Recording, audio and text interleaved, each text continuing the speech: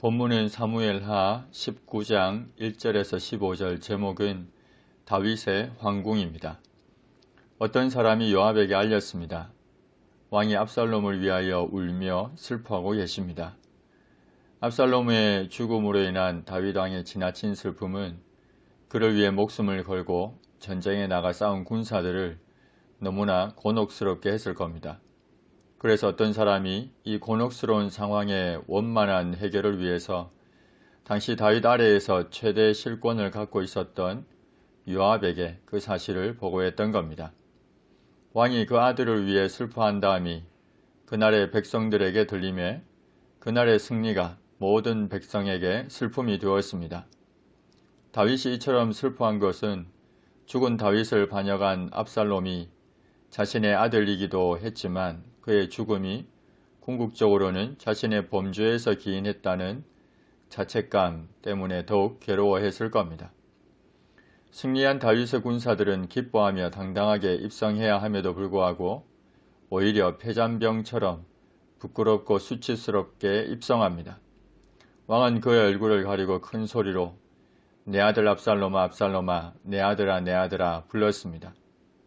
다윗은 전령으로부터 압살롬의 죽음에 대한 소식을 들은 때로부터 요압이 올 때까지 계속해서 통곡하고 있었습니다.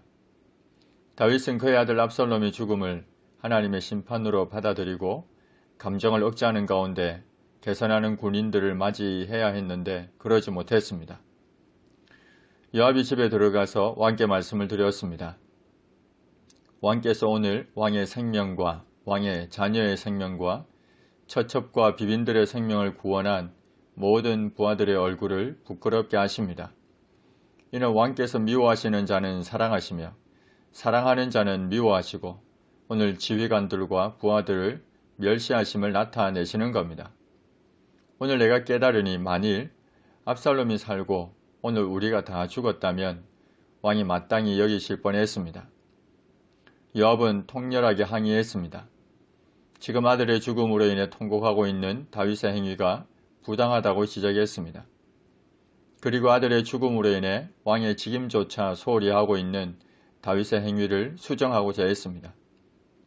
이제 곧 일어나 나가 왕의 부하들의 마음을 위로하여 말씀하옵소서. 내가 여호와를 두고 맹세하옵나니 왕이 만일 나가지 아니하시면 오늘 밤에 한 사람도 왕과 함께 머물지 아니할지라. 그리하면 그 화가 왕이 젊었을 때부터 지금까지 당하신 모든 화보다 더욱 심하리이다. 요압의 말을 들은 왕이 일어나 성문에 앉았습니다. 다윗이 성문에 앉았다는 표현은 그가 왕으로서 공적 직무에 임했다는 의미로 이해할 수 있습니다. 그것을 본 어떤 사람이 모든 백성에게 말하기를 왕이 문에 앉아 계신다고 했습니다. 모든 백성이 왕 앞으로 나와왔습니다. 다윗의 왕적 권위를 인정하고 그의 왕으로서의 직무 재개를 축하하고 있습니다. 이스라엘은 이미 각기 장막으로 도망한 상태였습니다. 이스라엘 모든 지파 백성들이 변론했습니다. 아직도 지파 공동체의 성격이 강하게 남아있는 이스라엘이 왕의 부재 상태에서 모든 지파의 의견을 아우르는 하나의 의견을 이끌어내기는 어려웠을 것입니다. 왕이 우리를 원수의 손에서 구원하여 내셨고 또 우리를 블레셋 사람들의 손에서 구원하셨으나 이제 압살롬을 피하여 그 땅에서 나가셨고 우리가 기름을 부어 우리를 다스리게 한 압살롬은 싸움에서 죽었거늘 이제 너희가 어찌하여 왕을 도로 모셔올 일에 잠잠하고 있느냐. 압살롬에게 기름을 부어 왕으로 삼은 것은 곧 다윗의 폐위를 의미하고 그렇다면 비록 압살롬이 죽었다고 하나 다윗을 다시 왕으로 모셔오는 일은 간단한 문제가 아니었습니다.